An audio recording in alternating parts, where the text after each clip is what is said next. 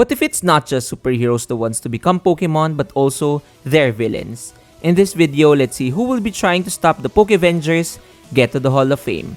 Welcome to Periverse, let's go! First on the list is the arch nemesis of our starter Pokemon, Captain America.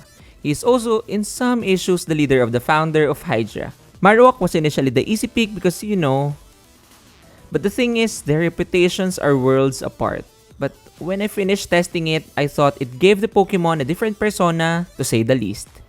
Meet Marcinian Marowak. Marcinian Marowak, the evil dictator Pokemon. It is known to be extremely ruthless. It is so evil that it never joins evil teams unless it sees the leader as too evil and the cause is world domination.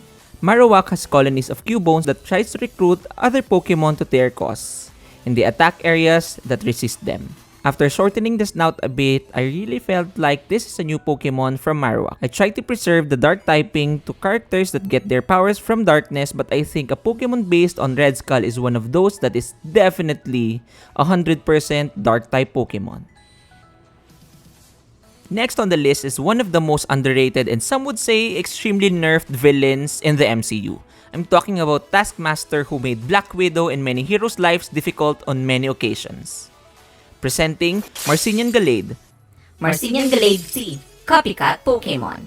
It gains its confidence in fighting from its ability to read and copy body movements from its enemy. It can physically imitate any ability or battle style used by its opponents. A master of shield proficiency and swordsmanship, it fights using its arm shaped as a shield and a long blade. I was very hesitant to use Gallade initially for this one since it can be used on a number of other characters, so I just made it an alternate form. Like Charizard. It has the ability photographic reflexes, which I obviously got from his Marvel character counterpart, and I think it's dope. The third villain was originally made to protect mankind but soon after wished for its destruction. It is one of the most menacing villains the Avengers faced and one of the most iconic villains in the MCU.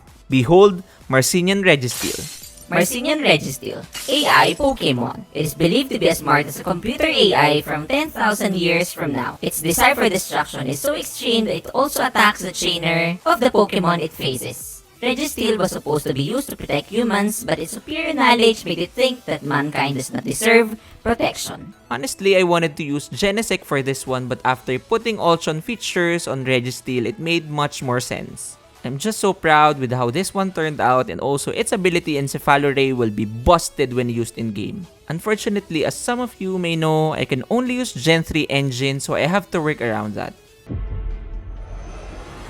This next one is arguably the most liked villains the MCU Avengers ever faced. And like Iron Man, who had a specific Pokemon that fits it so well, I felt like using another Mon for this one may not be acceptable. I'm talking about Loki and Zoroark. They both shapeshifts and they are both very deceitful.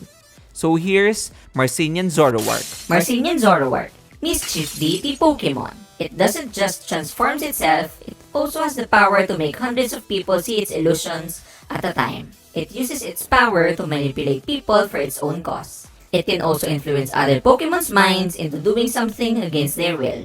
Listen, after I added that horn, I knew this was gonna be perfect. Stats-wise, he may be a god, but we all know that his ability to sweep a team doesn't primarily come from his ability to fight. I am very happy with this one, and I think you should too. Fifth one on the team is the one that made the most problem and the most revenue for the MCU's Avengers. Obviously, if there's anything I wouldn't want to mess up, it's this one. So, not gonna lie, this one was the first sprite I made.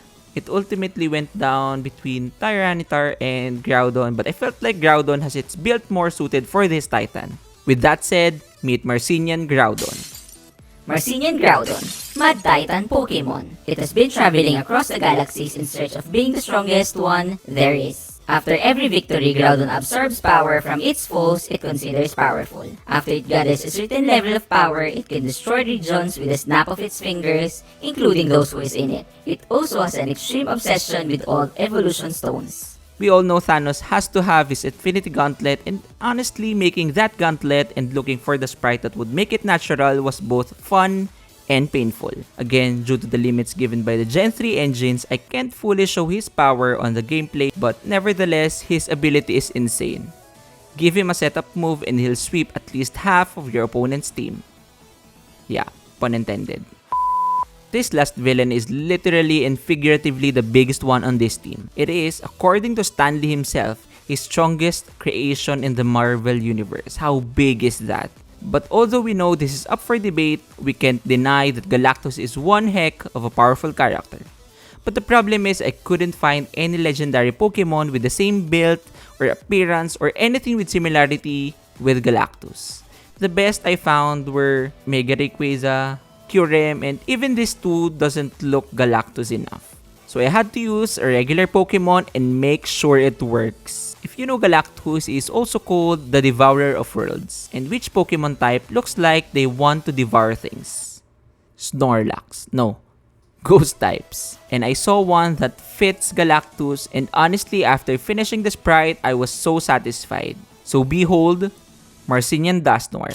Marcinian Dusknoir, Devourer Pokemon. It is believed that every species is Dusknoir size and form differently. It can also change its size as it wills. It can teleport from one universe to another one with ease. Dusknoir sustains its existence by devouring worlds. It sends out his team of Herald Pokemon to aid him, Latios being one of the strongest among them. Before you say anything, look at its sprite and look at Galactus. And look at Dusknoir again and look at Galactus. Now look at the whole graphic. Some other artist can probably make a better version, but for me, this looks dope. The only problem of him having that crazy 760 BST is that I'm going against it. But hey, if the original Avengers can do it, we can too. That's it for this video, guys. I appreciate the support. Thank you for watching. Doc Perry out. Bye.